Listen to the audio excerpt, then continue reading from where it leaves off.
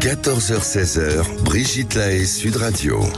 Bonjour à tous, nous allons passer 2 heures ensemble sur Sud Radio pour parler de sexualité. La sexualité, c'est rentré dans nos mœurs et toutes les informations maintenant circulent. Et depuis ces 20 dernières années, on a beaucoup avancé, notamment sur la compréhension de la sexualité féminine. Et d'ailleurs, les femmes ont plus de partenaires qu'auparavant. Alors, peut-être trop parfois, en tout cas c'est ce que disent certains jeunes hommes. Mais en fait, rien n'est jamais parfait parce que il y a aussi actuellement un certain nombre de gens qui n'ont plus du tout envie de sexe, sans aller dire qu'ils sont devenus ou qu'ils sont asexués. En tout cas, c'est un sujet que Philippe Arlin, qui est sexothérapeute, a envie d'aborder. Est-ce que c'est anormal de pas aimer le sexe du tout? Qu'est-ce que ça signifie? Parce qu'on parle bien de sexe, hein, et on parle pas d'amour, parce qu'il y a des gens qui s'aiment, mais qui ne désirent pas avoir de sexualité, même s'ils sont en couple. Comment vivre ce refus de la sexualité quand on est entre adultes et qu'il n'y en a qu'un des deux, par exemple, qui n'a pas envie?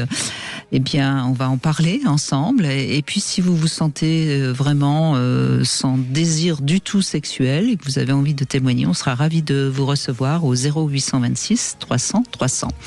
Vous pouvez également envoyer un SMS. Vous envoyez Brigitte au 7 20 18. Merci d'être avec nous, Philippe Arlin. Bonjour Brigitte. Vous êtes sexothérapeute et vous avez eu envie d'évoquer ce non-désir de sexualité qu'on entend quand même un peu plus qu'il y a peut-être 30 ans. Un peu plus, mais malgré tout pas beaucoup. C'est vrai que je trouve que le sexe fait encore beaucoup de bruit. Et c'est intéressant d'ailleurs qu'on s'interroge sur est-ce qu'on peut ne pas aimer le sexe? On s'interroge moins, est-ce qu'il est normal d'aimer autant le sexe? C'est-à-dire, voilà, c'est quelle place on accorde au sexe? Et peut-être que pour certains, parce qu'on lui accorde trop de place, il y a eu cette volonté ou ce choix, ou en tout cas, ils se retrouvent à accorder moins de place. Et je trouve que c'est intéressant au moins de réfléchir sur la sexualité, et Dieu sait que on le fait souvent ici.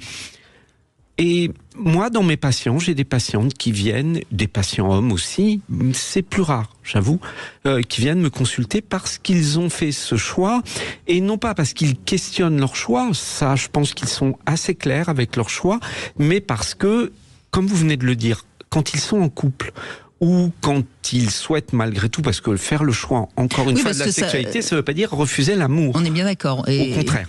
Et rappelons une chose essentielle, on peut vivre sans sexe sans mourir. Ça, c'est très clair, il n'y a pas de risque. Vivre sans amour, c'est quand même très compliqué. On n'est pas des êtres... Alors, il y a quelque chose qui va mourir en nous. On est vraiment des animaux sociaux. On a besoin de la relation et de l'interaction avec l'autre. Qu'elle se manifeste sous forme d'amour, je dois dire que c'est utile parce qu'on a besoin d'être touché. Donc c'est l'amour qui va faire passer le geste dans notre intimité. Notre corps a besoin d'être touché. Est-ce qu'on pourrait dire finalement qu'on a besoin d'amour et de tendresse? Est-ce qu'on a besoin de sexe? Déjà, on pourrait dire ça déjà. Notre sexe existe, on n'a pas forcément besoin. Mais d'amour, de tendresse, de contact, d'échange et de partage, j'ai envie de dire pour un équilibre psychique, oui. C'est fondamental. On a démontré suffisamment aujourd'hui que nos hormones qui sont positives pour qu'on soit bien, elles se développent par le toucher, par l'amour, tout ce qui est le contact, l'interaction, le regard de l'autre, le fait d'être vu, reconnu, pas forcément le fait d'être désiré et d'aller chercher du plaisir. Attention, on n'est pas en train de dire que la sexualité n'est pas intéressante. On a fait assez d'émissions pour dire à quel point. Mais justement, c'est bien pour une fois de réfléchir et de se dire pourquoi certaines personnes n'aiment pas le sexe, quoi un monde sans sexe? Alors, après tout, moi, en préparant l'émission, j'ai quand même réfléchi un tout petit peu, ça m'arrive, et je crois quand même qu'il y a une chose importante peut-être déjà à dire. Est-ce que le tout porno n'entraîne pas forcément un anti-sexe déjà, parce que c'est vrai que et c'est vrai qu'on entend aussi beaucoup aujourd'hui beaucoup de gens qui sont anti-porno, des gens qui disent moi je veux surtout pas regarder, c'est dégueulasse. Il y a peut-être une sorte d'excès contraire. C'est-à-dire que je pense qu'il y a eu toute une époque avant le porno où on pouvait parler de sexe, on pouvait le faire, on avait quand même rarement l'occasion de voir des gens le faire. Là, on a eu le porno qui a d'abord existé dans les cinémas, donc c'était vraiment un choix. D'aller on y voir, allait, oui, on n'y allait pas. Donc là, il n'y avait pas. Maintenant, il a envahi. Il a commencé par les cassettes, les écrans, et maintenant les téléphones. Tout donne le porno. Et donc oui, à travers le porno, on a une espèce d'omniprésence du sexe ou de la sexualisation dans les pubs, dans différentes choses. Et je pense que cet excès d'image a pu se retourner contre la sexualité parce que elle est omniprésente du coup. Effectivement, de par les médias, elle est devenue omniprésente. Et je pense qu'il y a une voix qui s'élève contre cette omniprésence de la sexualité. Et forcément, quand on s'élève contre quelque chose, on est obligé de prendre un autre extrême et de montrer qu'il y a une autre manière. On peut vivre sans parler de sexe, on peut vivre sans regarder des pornos, on peut... voilà. En même temps, le porno, c'est pas tellement de la sexualité, c'est du sexe. Et non, c'est voilà. Après, ce sera intéressant comme sujet de faire la différence entre la sexualité et le sexe, vraiment l'acte sexuel pour l'acte sexuel. La sexualité est en plus la réunion de deux personnes ou plus, si affinité. Et c'est bien autre chose qui se joue quand on est deux à se réunir. Et est-ce que on peut, enfin, je pense à certaines personnes qui ont jamais eu du tout de relation sexuelle, c'est assez rare. Mais est-ce qu'on est Enfin, c'est plutôt quelque chose qui vient dès l'adolescence. On n'a pas du tout envie de sexe, on a peut-être peur, on ne sait pas, on verra au fur et à mesure de ces 2 heures. Ou est-ce que ça peut être à un moment donné un rejet du sexe? Qu'est-ce que vous diriez, vous qui... J'ai créé une définition qui, j'espère, ne blessera personne, parce que ce n'est pas le but. Je parle d'une asexualité politique. Politique dans le sens, c'est un choix, comme on a un peu pu le dire tout à l'heure, il y a trop de sexe omniprésent, on a l'impression que c'est obligatoire, faut passer par là, faut jouir, faut avoir tant d'orgasmes. Et stop, je veux pas de ça, donc je construis une vie où, voilà, je ne mets pas le sexe au centre. C'est-à-dire, ça veut pas dire que moi, j'aurais pas forcément des désirs, ça veut dire que je fais le choix de ne pas y répondre, comme on peut faire le choix de devenir végane, comme on peut faire des choix qui sont politiques, c'est-à-dire c'est des choix par rapport, non pas à notre constitution, mais réellement, on envoie un message par rapport à ce que l'on fait. Donc ça, c'est vraiment un élément, et je pense qu'on peut être, et là c'est compliqué, on peut être asexuel sur, j'ai envie de dire, une sexualité qui ne prend pas place, c'est-à-dire une rencontre avec l'autre qui ne se produit pas, des espèces de malentendus, ce qui fait qu'on dirait qu'on est puceau tardivement, qui se transforme en mais je suis bien comme ça. Ce qui est important, c'est que ça puisse se transformer en je suis bien comme ça, et pas un faute de mieux parce qu'on a rencontré personne, ce qui ne serait pas une liberté, un choix. Et on peut devenir asexuel après une vie sexuelle épanouie ou pas épanouie, mais on peut avoir eu des activités sexuelles et dire là, moi, je suis arrivé à un moment de ma vie où la sexualité m'intéresse plus, en tout cas, j'ai plus envie de m'y intéresser, et je fais le choix d'enrichir mes relations autrement et de ne plus avoir de sexualité avec mes partenaires. Et alors, dernière précision, est-ce que quand on parle de gens qui sont donc asexuels, sans sexe du tout, est-ce que ça exclut aussi la masturbation ou pas ? Chacun nous le dira. Je crois que là, il faut pas créer une définition, ça serait enfermer les gens. J'ai plus envie d'entendre comment eux se définissent. J'espère qu'entre eux, ils ne se battent pas en disant « oui, mais ceux qui se masturbent, c'est des faux asexuels parce qu'eux, ils se masturbent ». Je sais pas. L'important pour moi, déjà, c'est de dire « je n'ai pas la sexualité comme interaction avec l'être aimé ». D'accord. Voilà. Après, est-ce que je l'ai comme interaction avec mon corps parce que j'ai le respect de mon corps? Pour autant, ça n'est pas de la sexualité. C'est de la branlette, c'est une décharge, c'est une libération du corps physiologique. Mais voilà, j'ai vraiment envie de dire, et je pense que ceux qui nous écoutent régulièrement savent à quel point, pour moi, ce qui est important, c'est d'entendre et de laisser la place à comment les gens se sentent. Eh bien, justement, nous avons Léna dans un instant qui va réagir, qui se sent visiblement asexuelle et qui trouve que c'est peut-être quand elle rencontre un homme que c'est compliqué. Elle nous raconte ça dans un instant. Sud Radio. Sud Radio, parlons vrai. Parlons vrai. Sud Radio. Parlons vrai. Leclerc, bonjour. J'ai vu votre offre sur les kiwis. Moi, j'adore ça, les kiwis. Mais ils sont français? Oui, et plein de vitamines. Alors là, je dis oui. Enfin, kiwi. Alors profitez des kiwis verts français à 1,69€ les 5 du 27 au 31 janvier avec 10% de tickets Leclerc sur les fruits et légumes à activer sur votre appli Mon Leclerc. Chez Leclerc, le goût du frais, ça se défend tous les jours. Soit 34 centimes la pièce du lot indivisible, variété Eward, catégorie 1, calibre 85-95 grammes, modalité magasin et drive participant sur www.e.leclerc. Retrouve-toi avec tes amis grâce à l'abonnement Basic Fit Ultimate. Rejoins le club où tu te retrouves dès aujourd'hui et profite de 5 semaines offertes. Promotion valable du 29 décembre 2025 au 5 février 2026 inclus. Voir conditions sur basicfit.fr. Chérie, regarde ces jantes sur le MG ZS. Magnifique. Trop voyante. Et ces sièges chauffants. Tu devrais t'asseoir. J'aime pas. Regarde la caméra 360. Super pour se garer. Ça sert à rien. Attends, regarde. C'est les Mega Days chez MG.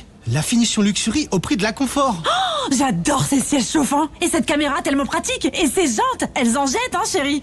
Chérie, les Mega Days du 15 au 31 janvier, montez en gamme, baissez en prix. Essayez, comparez, vous choisirez MG. Days égale jour. Au quotidien, prenez les transports en commun. Une inondation dans le salon.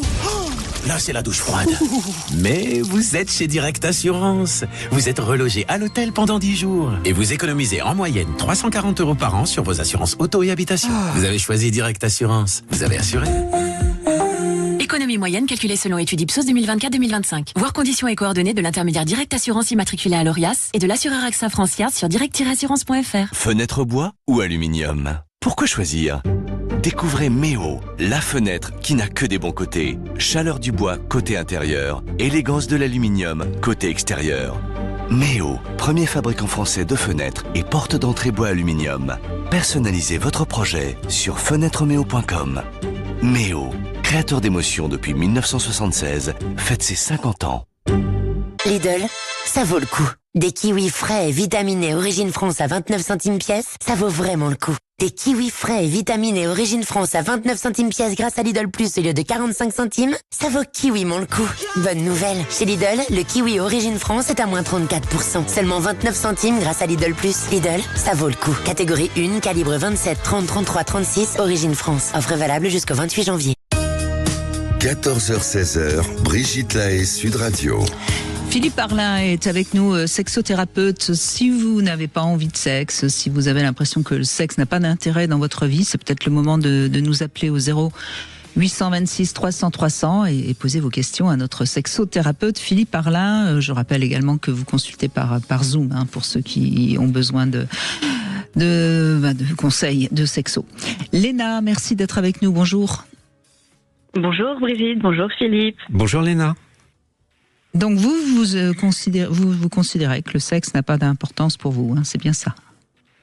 Alors moi j'ai pas d'attirance pour le sexe. D'accord. Donc non, dans mes relations, je tourne mes relations sur autre chose, mais pas vraiment sur le sexe. Vous avez déjà eu des relations sexuelles ou pas du tout? Oui, j'en ai eu j'en ai eu à partir de 22 ans. Mm-hmm. Avant rien.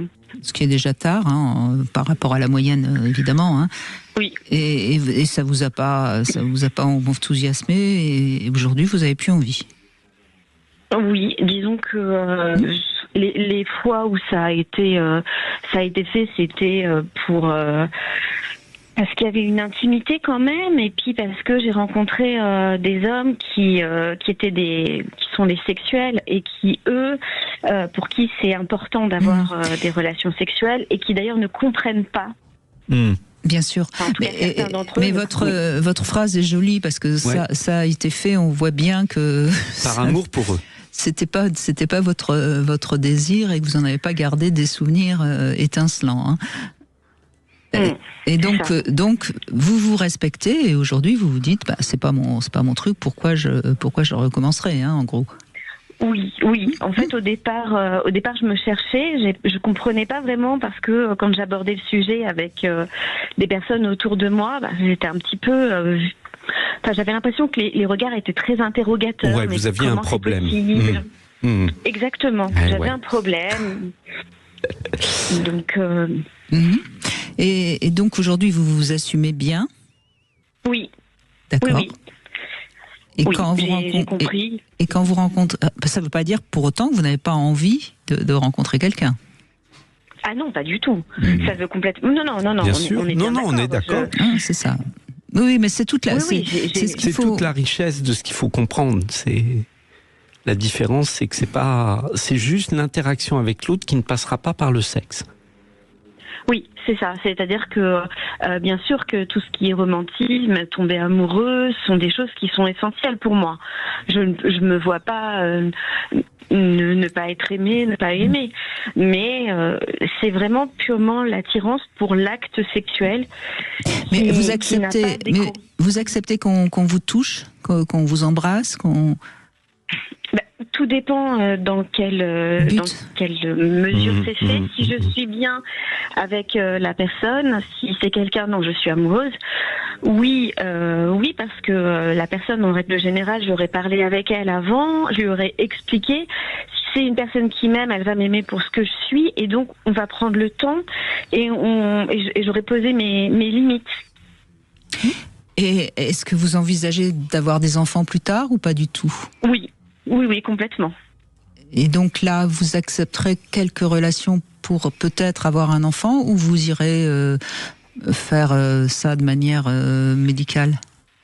Alors, je sais pas, si jamais je rencontre quelqu'un avec qui je suis bien, oui, je peux envisager de concevoir de manière naturelle, on va dire. Maintenant, si jamais, tout dépendra les rencontres que je ferai et comment ma vie va se dérouler.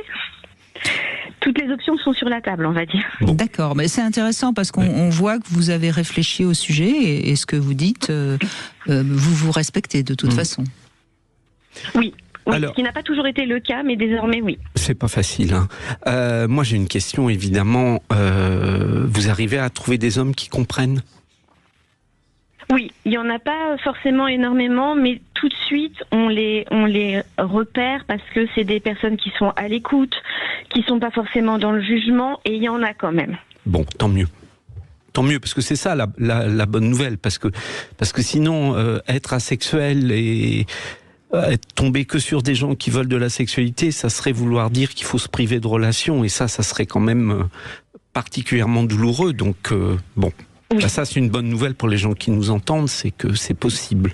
Mais est-ce que vous avez donc déjà vécu un petit peu avec un homme qui aurait accepté votre condition ? Oui, alors il est arrivé aussi que c'était pas zéro relation. Il y en avait un petit peu parce que j'étais avec cette personne, que je voulais aussi être proche de lui, mais c'était pas aussi régulier que la plupart des gens.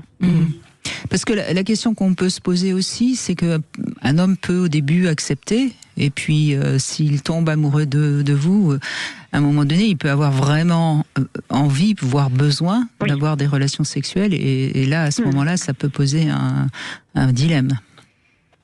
Oui, alors après, j'ai pas une aversion pour les relations sexuelles. Disons que je ne suis pas. C'est pas la priorité. Exactement. Et est-ce que vous pourriez entendre dans une relation avec un homme que vous aimez, mais vraiment, profondément, qui vous respecte, évidemment profondément, mais qui a besoin de sexe, est-ce que vous pourriez accepter qu'il vive cette sexualité en dehors de votre couple ? Je pense que j'aurais quand même du mal. D'accord. Okay. J'aurais quand même du mal parce que la relation...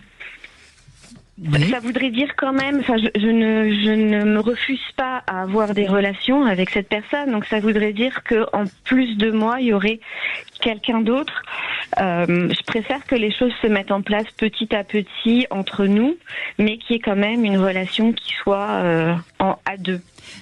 Et donc ça signifie pour vous que c'est pas anodin le sexe, c'est pas un truc sportif qu'on fait pour se défouler. Ça a je sais que dans la société, ça a quand même une importance, et peut-être que pour quelqu'un de sexuel, ça pourrait. Non, je parle pour vous. Oui. Parce que si ça n'avait pas d'importance pour vous, ça vous serait égal que quelqu'un le fasse à côté. Vous voyez ce que je veux dire ? C'est là.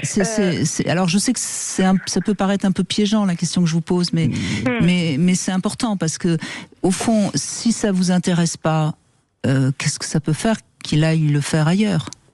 Alors après, tout dépend. Est-ce que c'est une relation avec une autre personne ou il irait aussi au Non, je parlais que de sexe. Je parlais que de sexe, c'est-à-dire vivre son sexe ailleurs. Qu'il aille voir des putes, par exemple, pour se défouler sexuellement. D'accord, sans qu'il y ait de lien avec la personne. Absolument. Du sexe. Écoutez, non, là, ça me dérangerait moins, clairement. Parce que ce qui me dérange, c'est le lien qui serait créé. Voilà, c'est pour ça que je vous poussais dans vos retranchements, parce que qu'on comprenne bien. C'est pas la même chose. Et là, on est bien d'accord. C'est-à-dire que, comme tout le monde, si vous êtes en relation avec une personne, vous n'avez pas tellement envie qu'il relationne avec quelqu'un d'autre. Bon, il se trouve que quand il n'y a pas de sexe, si c'est que du sexe avec quelqu'un d'autre, parce que ce sexe n'étant pas une priorité pour vous, ni quelque chose qui est important, vous pouvez accepter que cette pulsion, il la vive à l'extérieur. Oui, complètement. L'objectif n'est pas que la personne soit frustrée. Pour qu'il y ait un bon équilibre dans le couple, il faut pas qu'il y ait de frustration. Je pense que c'est important pour les auditeurs d'avoir tous ces éléments parce que je pense qu'on s'y perd et que c'est bien d'abord de comprendre que chaque individu est différent. Il n'y aura pas une asexualité, mais plusieurs manières de la vivre et d'essayer d'y répondre. Et c'est un peu pour ça, moi aussi, que je vous ai poussé sur mais il se passe quoi si lui, il a envie malgré tout. Voilà. La réponse est claire. Oui. À partir du moment... Mais j'aime beaucoup, parce que effectivement, de quoi on parle? Est-ce qu'on parle de sexe? Et dans ces cas-là, ça peut ne pas être important. Ou est-ce qu'on parle de relationner avec quelqu'un d'autre? Et dans ces cas-là, ça pose problème. Oui. Et vous diriez quoi, vous, quand vous avez eu quelques relations sexuelles avec des hommes, donc visiblement pour qui vous aviez des sentiments, on est bien d'accord. C'était quoi? C'était... Bon, on le fait, voilà, c'était un peu dégoûtant, c'était un mauvais moment à passer, on s'ennuie, on a quand même un petit peu de plaisir, qu'est-ce que vous diriez? Non, il y a eu des fois où il y a eu un peu de plaisir. C'était pas systématique. Alors effectivement, il y a eu des fois où c'était plus pour, on va dire, faire plaisir, être proche de la personne. Mais il y a eu des fois où effectivement, j'ai quand même ressenti du plaisir. D'accord. Bon, peut-être que plus tard, ça sera plus de plaisir, et puis peut-être pas, et puis c'est votre liberté, votre choix. Moi, j'entends bien ça, parce qu'il y a plein de choses pour lesquelles... qu'on peut faire, que quelqu'un nous fait explorer, dans lequel on va éprouver du plaisir. Pour autant, on va pas forcément avoir envie de le refaire. On a trouvé ça agréable, mais ça ne devient pas prioritaire. Je pense que c'est vraiment cette notion-là qui est présente dans la sexualité, c'est ne pas mettre de poids ni de priorité sur le sexe. Alors, il peut y en avoir, mais pas forcément. Et puis, s'il y en a, c'est pas non plus un truc très important, quoi. Et puis que les personnes reconnaissent aussi, se rendent compte que tout n'est pas, ça paraît une évidence que le couple tourne autour du sexe, mais pas pour tout le monde. On est d'accord. Ça c'est vrai, et c'est quelque chose qui est souvent difficile à entendre pour beaucoup de gens. Mais en même temps, et ça je le dis assez souvent pour pouvoir le dire même à vous, Léna, quoi qu'il en soit, la sexualité, c'est aussi un langage d'amour. Et c'est peut-être ça que, pour l'instant, vous n'avez pas eu envie d'aller explorer ça. Et c'est votre droit le plus strict, évidemment. On n'a pas à juger quoi que ce soit. Merci beaucoup, Léna. Merci Léna. On va faire une petite pause. On se retrouve pour le Love Conseil. Comment rester un couple heureux. Et puis, on jouera également avec Lélo et on va entendre Olivier qui, justement, va aborder une toute autre manière de renoncer à la sexualité. Brigitte Lahaie, Sud Radio, le Love Conseil. Alors, comment rester un couple heureux, Philippe Arlin? Un couple heureux, c'est pas un couple qui va vivre des choses extraordinaires tous les jours. Mais j'aime bien cette image. C'est un couple qui rend son quotidien lumineux. Et je vais vous expliquer comment. En continuant chaque jour à échanger vraiment sur des sujets, ça peut être des sujets politiques, philosophiques, parce que c'est vrai que il y a beaucoup de couples qui finissent par ne plus échanger, si ce n'est t'as pensé à ramener du pain, etc. Et je crois que c'est vraiment important de continuer à avoir plaisir à échanger sur des sujets, à débattre. Ça fait partie des choses qui rendent le couple lumineux. Ensuite, il y a évidemment les petits câlins. C'est pas forcément du sexe, mais la tendresse. C'est pas du sexe. Et quelques minutes par jour, ça me paraît important. Ensuite, il y a évidemment des activités ensemble. Je pense que les couples ont besoin de faire des choses ensemble qui soient autres que regarder la télé, que le quotidien, etc., etc. Et puis ne pas avoir le téléphone toujours entre soi. Ça me paraît important, ça aussi. Et ça va devenir compliqué, là. Ça devient compliqué, mais c'est pourtant essentiel. Et puis savoir se regarder, vraiment. Parce qu'il y a des couples, ils sont ensemble, ils se regardent même plus. Enfin, je sais pas si vous avez remarqué, ils sont... Bon, et puis je crois qu'il y a un signe très intéressant. Quand un couple n'a pas peur du silence qui va s'installer dans un moment intense entre eux, eh bien, ça veut dire que ce silence prouve que vous avez encore des choses à vous dire. Si vous avez tout d'un coup l'impression qu'il y a un silence insupportable entre vous, eh ben, ça veut peut-être dire que vous n'avez plus rien à vous dire et qu'il est peut-être temps de rendre votre couple à nouveau lumineux ou alors d'arrêter. Mais c'est vrai que le silence est très parlant. C'est fou, hein, c'est étonnant. Hein. Ouais. Ça dépend des couples, mais beaucoup confondent communiquer avec se transmettre des infos. Et encore une fois, c'est pas ça. Bavarder. Ouais. Communiquer, c'est vraiment échanger comme on le fait avec des amis, quoi, avec des gens.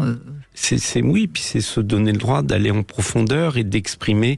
Je pense que régulièrement, un couple doit être capable d'exprimer des ressentis, pas des reproches, des ressentis. Voilà. Oui, ce qu'on traverse. Mais pas. On n'a pas besoin de rentrer dans les détails des événements, mais de comment on se sent. Je me sens pas joyeux, le boulot, il se passe ça. Mais on n'a pas besoin de rentrer dans les détails, mais de sentir que nos émotions, notre ressenti peuvent encore être accueillis par l'autre. C'est ça, faire couple aussi. Enfin, pour moi. Et puis on va jouer avec Sud Radio et Lelo, et c'est un stimulateur clitoridien Scylla Cruise de la marque Lelo, donc que vous pouvez recevoir aujourd'hui. Il a 8 intensités d'ondes soniques. Pour ceux qui nous regardent, je vais vous le montrer, ce petit appareil destiné évidemment, on se doute, pour le clitoris. Si vous avez envie de le gagner, vous envoyez Brigitte au 7 20 18 par SMS pour vous inscrire, et puis l'un d'entre vous sera tiré au sort et repartira avec ce jouet à 16h.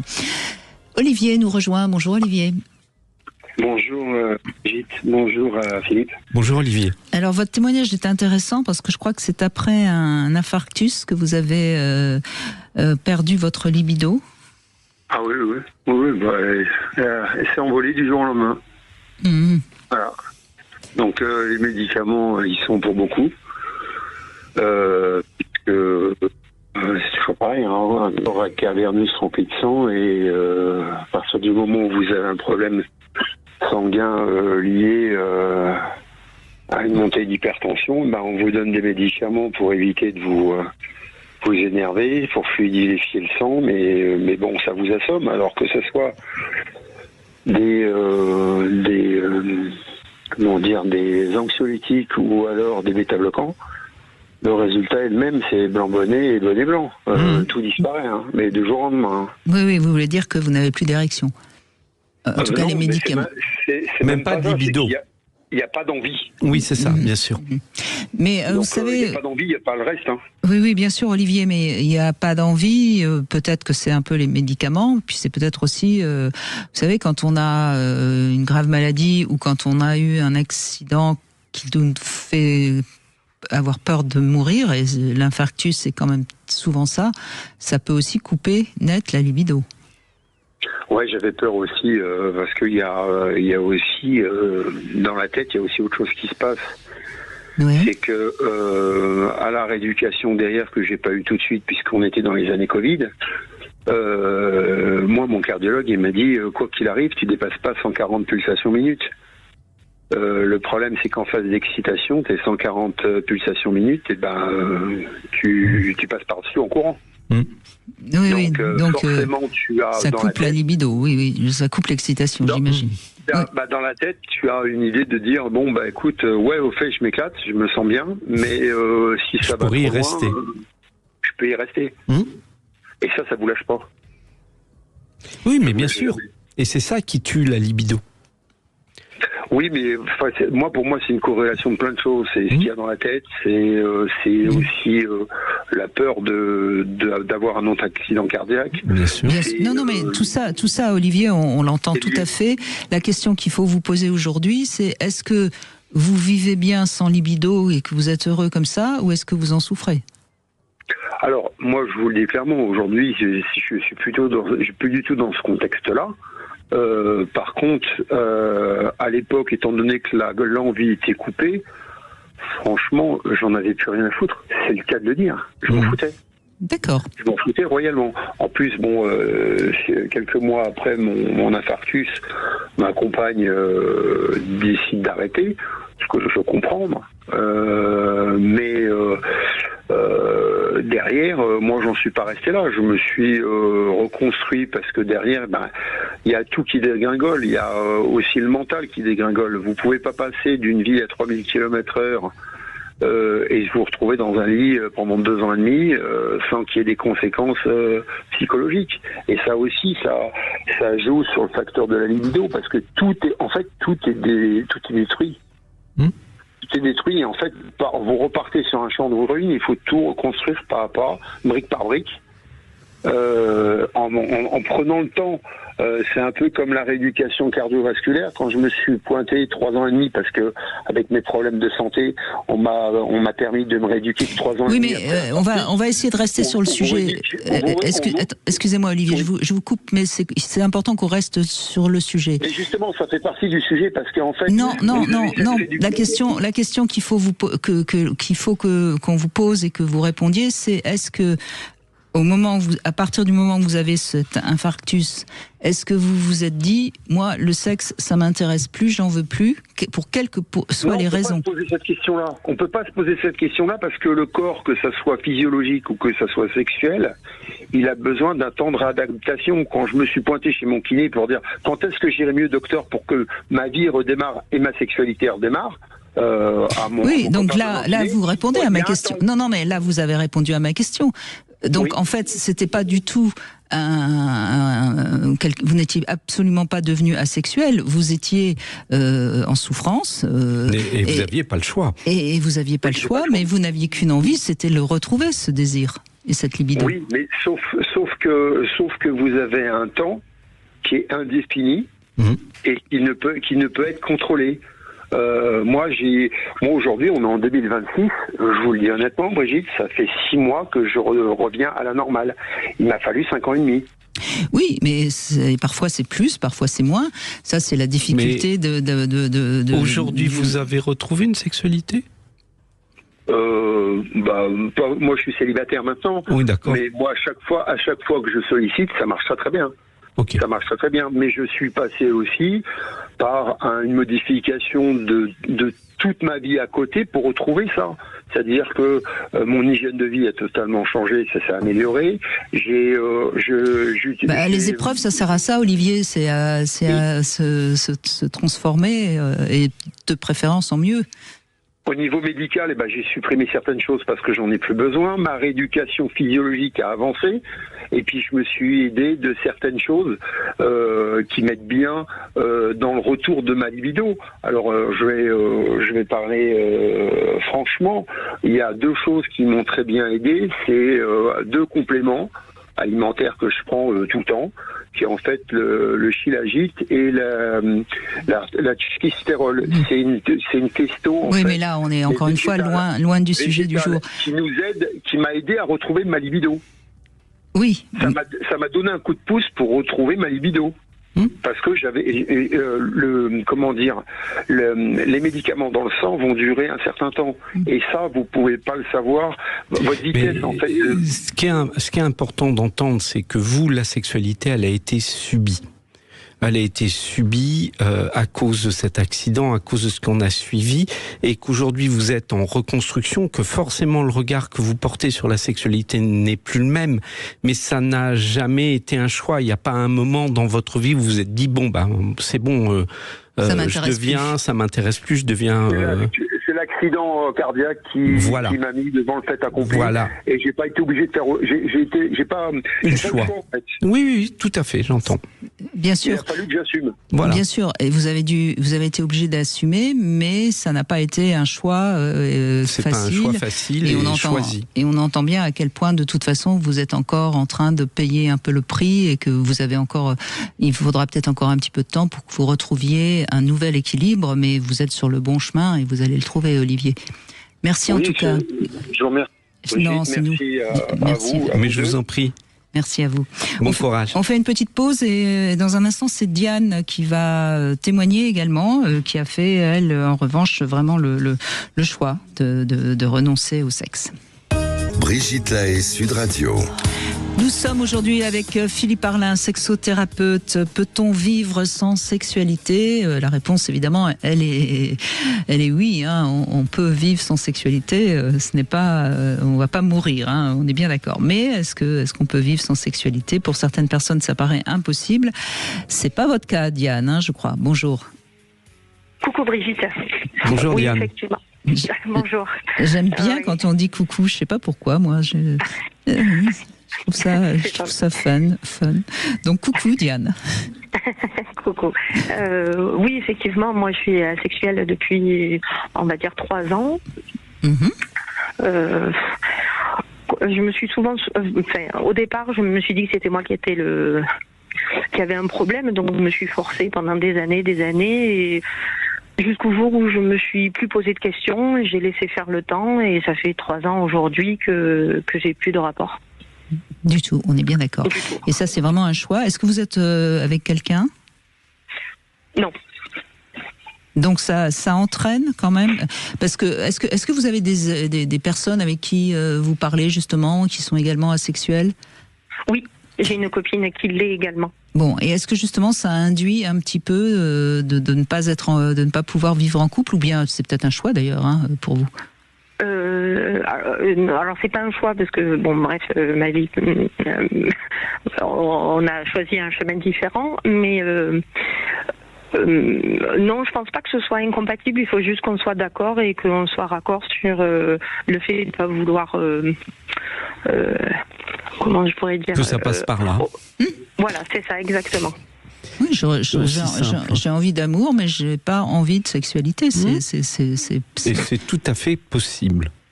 Après, exactement. Il faut trouver quelqu'un qui, j'ai envie de dire, en est arrivé là dans sa vie, dans sa réflexion, dans ses choix. Donc c'est pas toujours simple. Est-ce que vous avez eu la chance d'en croiser ? Oui, j'en ai croisé un.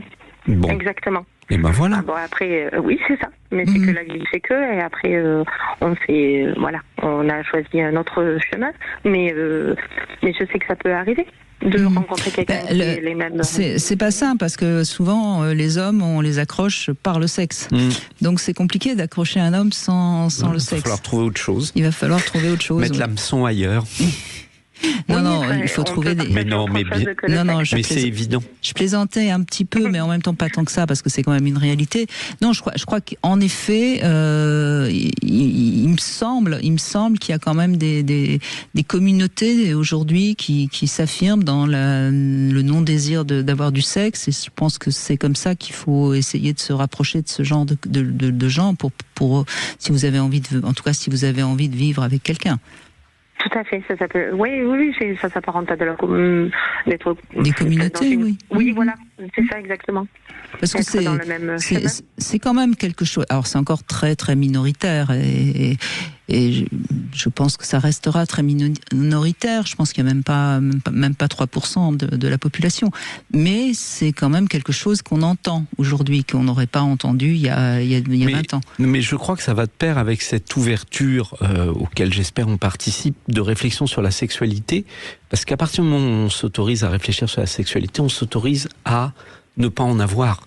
Ça fait partie de toute cette liberté qu'il y a, qui est née avec peut-être cet excès, je pense, cet excès de sexualité sur les images et partout, mais aussi cette possibilité de réfléchir sur la sexualité comme jamais et d'avoir cette liberté de faire le choix de ne pas en avoir. Alors, justement, Diane, moi, ce qui m'intéresse, et merci de répondre comme vous le pouvez, qu'est-ce qui a fait que vous y avez renoncé ? Ça m'apportait pas plus de plaisir que ça. C'était plus une obligation que par plaisir même. Mm-hmm. Quand mes copines me parlaient de leur soirée, de leur orgasme, voilà, moi ça me faisait pas vibrer plus que ça. Je trouve des vibrations ailleurs. Mm-hmm. Et où, par exemple ? J'aime bien la spiritualité, donc j'aime bien beaucoup discuter. J'aime partager des moments plus simples, sans sexualité. Pas besoin de pénétration, pas besoin de caresses, pas besoin de partager le moment présent. Alors j'ai envie de vous embêter. Pas besoin de caresses. Ça me gêne. Pas comment on peut l'entendre. Non, mais ça dépend quel type de caresse. Voilà, alors... Besoin de toucher, mais pas de caresse. Exactement. Ok. Non, exactement. Mais c'est important, et c'est ce qu'on disait au début de l'émission, cadeau, et il y a le contact intentionnel et à des fins de sexualité, et j'entends que quand vous parliez tout à l'heure de caresse, c'était ça que vous disiez. Exactement. Exactement. Et vous avez eu des enfants, Diane ? Non. Et vous n'en désirez pas ? Pas pour le moment, non. Non. Mais on entend la dimension de la spiritualité chez les asexuels est parfois très très forte, justement parce que on a une sorte de relation à l'univers qui se passe ailleurs que on est rempli par autre chose. Exactement, c'est ça. Je suis rempli par d'autres. Oui, effectivement. Et certains ont besoin de la sexualité pour se remplir parce qu'ils se sentent vides. Donc oui. Ça, c'est une certaine logique aussi. Je suis pleine d'autres choses. Oui, vous êtes toujours relié, si je puis dire, à quelque chose, puisque la spiritualité, c'est justement quelque chose qui nous relie à un infiniment grand, en quelque sorte. Hein. C'est exactement ça. Vous trouvez les justes mots que je cherche souvent. On a un peu réfléchi, Philippe et moi, sur tout ça, vous savez. Parce que quand on regarde le corps, quoi qu'on en dise, ça démarre d'abord par une sorte d'assise, le périnée, qui est une sorte de plancher, qui est donc nécessaire pour la sécurité. Ensuite, on arrive à ce qui est le sexe, qui est donc une manière de se reproduire ou de se sentir en vie, j'allais dire vivant, donc on est sur la même longueur d'onde. Quand on continue à remonter, on arrive à un moment donné au plexus solaire, qui nous permet de nous sentir exister au sens de l'ego. Ensuite, on arrive au cœur, qui nous donne le sentiment d'être relié. Ensuite, on arrive encore plus haut, et puis après, on arrive en effet au crâne, qui nous permet de nous sentir reliés à tout ce qui est là-haut.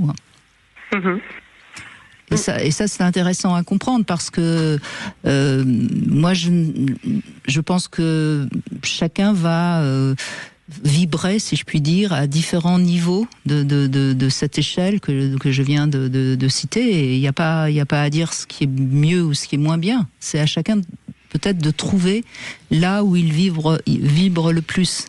Vous, visiblement, vous vibrez beaucoup là-haut. Oui, et des fois, je peux descendre d'un cran. Des fois, je monte, je descends, je suis pas. Mais vous n'allez plus à la cave. Mais exactement, je suis plus à la cave. Elle pourrait laisser quelqu'un y aller à sa place, mais c'est plus le cas. Mais c'est plus le cas, exactement. Voilà. Oui. Non, mais je crois que vraiment ce qui est important, c'est de s'autoriser, de se comprendre, et ça ne peut être qu'une étape. Ça peut être définitif, ça n'a pas d'importance, mais je pense que un vrai cheminement sur sa propre sexualité passe d'une certaine manière par une réflexion aussi sur la sexualité, c'est-à-dire remettre quelque chose à sa place, c'est l'enlever et voir là où il est indispensable. C'est exactement ça. Pour moi, je suis aujourd'hui asexuelle, mais je ne sais pas ce que demain sera fait. Aujourd'hui, je suis heureuse et épanouie dans ma vie personnelle et professionnelle. Donc aujourd'hui, je ne me pose pas de questions. Mais vous voyez, ce que je trouve très intéressant, Diane, on a eu Léna tout à l'heure, on vous avoue, et on entend des discours qui ne sont absolument pas contre le sexe ou dans une sorte de c'est sale, c'est dégoûtant, c'est pas un rejet du sexe, c'est un cheminement qui fait que ça n'a pas d'importance pour vous, en fait. Ça n'a plus d'importance. C'est pas une priorité. Ce n'est exactement pas une priorité, effectivement. Mais est-ce que vous pensez pas que c'est quelque chose que vous pouvez assez facilement formuler aujourd'hui et peut-être même en parler assez librement avec des gens que vous n'auriez peut-être pas pu il y a une vingtaine d'années? Je sais pas. J'ai toujours été libre dans ma façon de penser et de m'exprimer, donc je n'ai jamais été brimée sur mes sentiments ou sur ce que j'étais ou sur ce qu'il me fallait. Donc oui, je mais sais pas. Je pense que la société a évolué par rapport à ça. C'est-à-dire que peut-être pas, c'était pas dans le sens de vous en tant qu'individu. Est-ce que c'est plus facile aujourd'hui? Je pense que c'est plutôt le contexte autour de vous fait qu'il va être plus facile aujourd'hui, peut-être, de trouver un homme capable d'entendre, de recevoir et de partager avec vous ce moment. Parce que ça peut être qu'un moment, il y a 20 ans où on en rigolait. Vous savez, on a inventé les nymphomanes, on a inventé les asexuels parce que on ne voulait pas comprendre ce qui pouvait se cacher derrière, ce que ça pouvait exprimer. Donc je pense que c'est dans ce sens-là qu'il y a 20 ans, ça n'aurait pas été si facile. On va dire 30 ans. Allez. Oui, 30 ans, oui, bien sûr. Oui, absolument. Bon, en tout cas, merci beaucoup, Diane. Votre témoignage, là aussi, peut permettre à d'autres personnes qui nous écoutent d'éclairer tout ce que signifie la sexualité, parce que c'est tellement vaste, et on n'aura jamais fini d'en parler. Surtout avec vous, Philippe Parlin. Après les infos, on va écouter Bastien. Alors, c'est intéressant aussi parce que Bastien vit en couple déjà depuis quelques années, sans sexe, et il va nous raconter tout à l'heure, après les infos, tout ça. Et puis, comme vous le savez, vous avez droit à une petite devinette, Philippe Parlin. Qu'est-ce qu'il y a de plus beau sur un corps d'homme? Vous avez un petit peu le temps pour trouver la réponse. C'est important ce que j'ai dit. Qu'est-ce qu'il y a de plus beau sur un corps d'homme?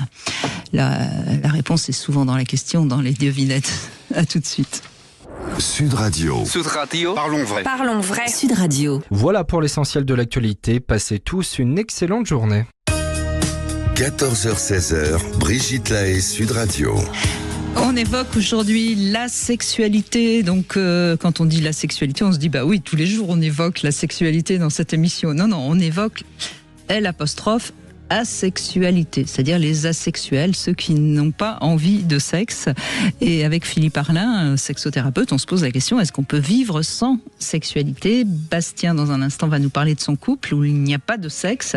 Je voudrais d'abord la réponse à ma devinette. Qu'est-ce qu'il y a de plus beau sur un corps d'homme? Alors, je vais répondre à côté de la devinette, on va dire les mains. Non, sur un corps d'homme, ce qu'il y a de plus beau, c'est un corps de femme. C'est très joli. C'est joli, hein? C'est très joli. Je vous avais dit, il fallait bien écouter la question. Bien sûr, mais moi, j'aime pas écouter les questions. Vous aimez pas vos je suis insupportable. Mais sinon, c'est pas drôle. J'aime bien quand c'est vous qui donnez la solution. Bon, on va dire ça. Bonjour, Bastien. Oui, bonjour. Bonjour. Bonjour, Bastien. Merci de prendre la parole, Bastien. Vous êtes en couple depuis 6 ans, c'est ça? Oui, effectivement, je suis en couple avec ma compagne maintenant depuis près de 6 ans, effectivement. D'accord. Et donc aujourd'hui, vous n'avez plus de sexualité ensemble, si j'ai bien compris. Non. Mais est-ce que c'est comme ça depuis le début? Racontez-nous. Et ben en fait, ça fait donc effectivement 6 ans qu'on est ensemble. Ça fait 6 ans qu'on partage notre quotidien. On a des projets, etc. On discute tard le soir, mais on n'a aucune sexualité, pas de rapport, pas de sexe, rien du tout. Alors quand on en discute autour de nous avec des amis, c'est toujours un petit peu surprenant. Il y a des gens qui nous regardent un peu bizarrement en disant mais ça marche, il n'y a pas de sexe, comment vous faites pour tenir dans votre couple? Et en fait ça fonctionne très bien, ou que ce soit elle ou moi, en fait on n'a pas ce besoin qu'ont les autres couples en fait d'avoir des rapports. Alors, pour les gens pensent que quelque chose cloche dans le couple et que c'est pas normal, mais si. Laissez-les penser, c'est pas grave. C'est ça, et c'est vrai que j'ai vraiment l'impression qu'en fait pour les gens de l'extérieur, une vie sans sexualité, c'est une vie qui n'est pas normale. Ils le voient comme une frustration, alors qu'en fait moi, pas du tout quoi. Oui, mais c'est important votre témoignage. Votre témoignage est important parce que ça va peut-être rassurer certaines personnes, mais en attendant, il est normal que quand on aime le sexe, on comprend pas qu'on puisse s'en passer. Oui. Que si on aime le chocolat, évidemment, on comprend pas qu'on puisse s'en passer. Mais ces gens-là qui vous disent c'est pas normal, ils parlent d'eux, c'est-à-dire qu'eux ne pourraient pas vivre une vie sans sexe. Ça tombe bien, c'est pas eux qui sont en couple avec votre compagne. Ils sont en couple avec ma compagne. Donc voilà, c'est ce que je leur dis. Tout le monde. C'est ce que je leur dis. Bah oui. Exactement. C'est vrai que c'est un point de vue, c'est notre point de vue. Alors eux, ils se comparent à nous, forcément, parce que comme vous le dites, eux se verraient pas ne pas avoir de rapport.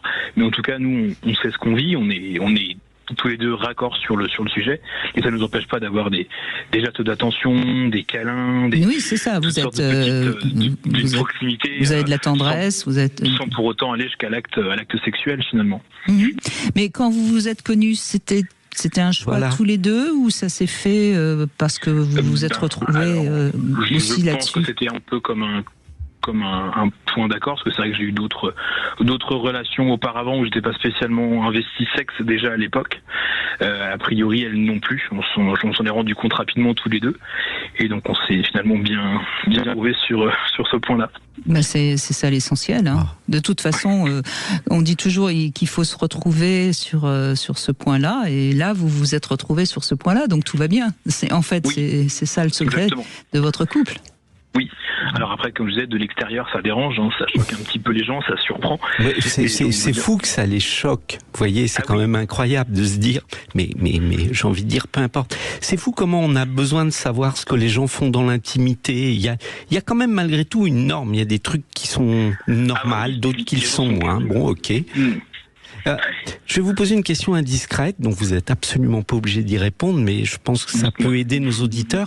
Est-ce que malgré tout, vous avez besoin de masturbation l'un ou l'autre, chacun de vos côtés, ou pas? Eh ben, écoutez, pas du tout. D'accord. Pas du tout. C'est vrai que ça peut paraître également surprenant, mais que ce soit elle ou moi, en tout cas. Pas dans mes oreilles, vous inquiétez pas. Non. Mais non, il n'y a pas de masturbation, que ce soit de son côté ou du mien, en fait. Ok. Il n'y a vraiment pas de besoin. Et alors, une autre question encore plus indiscrète, Bastien, puisque on y va. Hein. C'est le concours. Est-ce que quand vous êtes tendrement enlacé, vous faites un petit câlin, etc., est-ce que ça vous arrive d'avoir un début d'érection ou pas? Ah oui, bien sûr. C'est le réflexe physiologique. On est d'accord. Physique, mais non, en fait, c'est vrai qu'on a appris à constituer avec. Oui, mais vous accueillez votre érection. Elle est là, bon, et puis voilà, et puis elle s'en va, et puis elle revient. Elle fait ce qu'elle veut. Voilà. Oui, exactement, mais ça ne nous empêche pas de nous arrêter dans les câlins et dans les papouilles, dans les tendresses, mais voilà, il n'y a jamais de pénétration sexuelle, en tout cas. Honnêtement, là on va en aller encore un peu plus loin, mais on en profite. Mais allez-y, je suis là pour ça, je suis là pour discuter avec vous. Mais comment vous avez réussi à vous accepter? Parce que je pense c'est pas facile à accepter de se dire peut-être que j'aime pas le sexe. Alors surtout quand on est un garçon et que tout autour de soi, on se la mesure, à qui on a fait le plus, qui a dragué qui. Donc comment vous avez réussi à pas vous sentir trop anormal? Parce que là vous êtes dans une relation et je pense que ça vous sécurise et du coup j'ai aucun doute, là vous êtes pleinement apaisé. Mais avant de rencontrer cette personne, comment vous regardiez? Ouais. C'est compliqué parce que forcément c'est vrai qu'on est dans une société où quand on veut trouver l'amour, il y a souvent beaucoup on va parler crûment, mais de plans cul en fait, des gens qui sont vraiment que pour le sexe. Et finalement dans cette démarche moi de trouver une relation saine, posée et qui soit du coup sans acte sexuel, ça a été un peu compliqué au début. J'ai eu quelques relations plus jeunes qui ont été vraiment compliquées et c'est à ce moment-là que je me suis rendu compte que le sexe me plaisait pas, quoi. Je me suis vu me forcer forcer, c'est peut-être pas le mot, mais non, mais oui, le faire parce que c'est la suite logique des choses, mais je me suis bien rendu compte que j'étais pas dans mon élément, que ça ne me plaisait pas. Je le faisais pour l'autre, pour le partenaire que j'avais à ce moment-là, mais je n'éprouvais pas vraiment de plaisir à ce moment-là. Et c'est pour ça sans doute que quand vous avez rencontré cette femme, ça s'est fait d'une manière très... Oui, c'est ça, c'était une évidence, absolument. C'est ça, ouais. Mais ça a dû être un soulagement aussi. Oui, quelque part, on se dit qu'on n'est pas forcément tout seul. Pas forcément quelque chose de très répandu. Parce que bien sûr. Il y a un mot pour ça, c'est la sexualité. Et c'est quelque chose qui n'est pas forcément toujours très répandu. Et de se dire qu'on n'est pas tout seul et de trouver un partenaire qui comprend et qui partage ses convictions, c'est toujours beaucoup plus rassurant. Oui, mais voyez, ce qui est intéressant, votre couple fonctionne bien, mais vous êtes au diapason sur la question de votre intimité, tous les deux. Oui. Ah, complètement. Ah oui. Vous voyez, et c'est pour ça que votre couple fonctionne bien. C'est pas parce qu'il y a du sexe, c'est parce que vous êtes sur la même longueur d'onde par rapport à la question de l'intimité. C'est ça. Et finalement, on se rend compte que la relation est aussi stable que s'il y avait du sexe dans notre couple. Mais parce que Brigitte vient de le dire, la clé de la sexualité, c'est pas d'en avoir ou pas, c'est d'être sur la même longueur d'onde avec celui avec qui on la partage. C'est ça. Ouais, je suis d'accord avec vous à 100%. Mais oui, c'est ça la clé. Et c'est très difficile quand on est très sexué, quand on est sexophile, c'est très difficile parce que tant qu'on n'a pas rencontré quelqu'un de sexophile, on n'est pas heureux. Et quand on est très asexuel, c'est pareil, c'est plus compliqué parce qu'il y a moins de gens asexuels que de gens qui aiment le sexe de manière normale. Ouais. Voilà, et tout est là. Mais encore une fois, vous avez de l'intimité, c'est-à-dire vous avez vos corps se parlent. Ah, tout à fait, c'est ce que je vous disais, on reste quand même dans des moments complices, on a des petits moments, oui, voilà, mais ça reste vraiment dans le toucher, en tout cas, et dans la sensualité, sans aller bien sûr. à l'acte final, en tout cas. Vous aimez son corps, elle aime votre corps, il n'y a pas un rejet du corps non plus. Ah, pas du tout. Ah non, ça reste important quand même de s'apprécier comme on est et de pas rejeter le corps. Non. Oui. Alors, on pourrait aussi d'ailleurs avoir quelqu'un qui témoigne en tant qu'asexuel et qui rejette le toucher. Après tout, pourquoi pas. Je pense qu'il y a plein de sortes d'asexualité. En tout cas, en voilà une heureuse. Enfin, les auditrices de tout à l'heure l'étaient aussi. Donc ça fait plaisir et je pense que c'est vraiment très important d'entendre à quel point c'est d'être en accord qui compte. C'est pas tant de l'avoir fait 10 fois dans la semaine ou pas. C'est d'être d'accord sur ça. Sur ce point. Et je pense qu'à partir du moment où on est d'accord tous les deux sur ce point, ça ne peut que bien se passer, quoi. Merci beaucoup de votre témoignage, Bastien. C'est important parce que c'est des sujets qu'on aborde très peu dans les médias et merci beaucoup. Sur Sud Radio, on parle vrai et on peut tout entendre. Dans un instant, Benoît va témoigner un peu, je crois, dans le sens de Bastien. On lui donne la parole dans un instant. Sud Radio. Sud Radio. Parlons vrai. Parlons vrai. Sud Radio. 14h-16h, Brigitte Lahaie, Sud Radio. Philippe Arlin est avec nous, sexothérapeute. Vous exercez à Poitiers, mais également par Zoom. Je le rappelle toujours parce que je sais qu'aujourd'hui, beaucoup de personnes peuvent consulter par Zoom et c'est très bien. Et nous retrouvons Benoît. Benoît, je crois que vous êtes comme Bastien, pas du tout intéressé par le sexe. Oui, bonjour Brigitte. Bonjour Benoît. Oui, alors, bon. Effectivement, on me l'a souvent dit presque avec assurance. Tu verras avec la bonne personne. Si tout était une question de rencontre, de déclic ou de bon timing, comme si mon rapport au désir attendait simplement le bon visage pour s'éliminer. Après, j'y ai cru parfois, ou au moins j'ai laissé planer le doute. Puis, alors, justement, excusez-moi, mais votre témoignage m'amène une question qui est peut-être intéressante pour tous les petits jeunes qui nous écoutent. Quand vous aviez 15-16 ans, qu'est-ce que vous faisiez? Est-ce que vous essayez de regarder des photos de femmes ou d'hommes à poil ou des trucs porno, ou est-ce que tout ça ne vous intéressait absolument pas du tout? Qu'est-ce que vous diriez? Non, alors ouais, pour le coup, c'est vrai que ça m'intéressait pas forcément beaucoup. Donc après, comme tout le monde avec les copains, voilà, j'ai essayé, mais avec les copains pour faire comme les autres. Oui, voilà, et en fait, je trouvais pas. Alors, non, mais c'est intéressant parce que ça montre bien que dès le départ, au moment de la puberté, c'est pas là. Hein, vous voyez, c'est vachement intéressant, oui, voilà, parce que ça montre bien que c'est quelque chose d'un peu inné quand même. Hein. Et alors, autre question, vos premières érections, qu'est-ce que ça vous a fait? Vous en avez fait? J'allais dire ça, oui, mais je me suis reprise.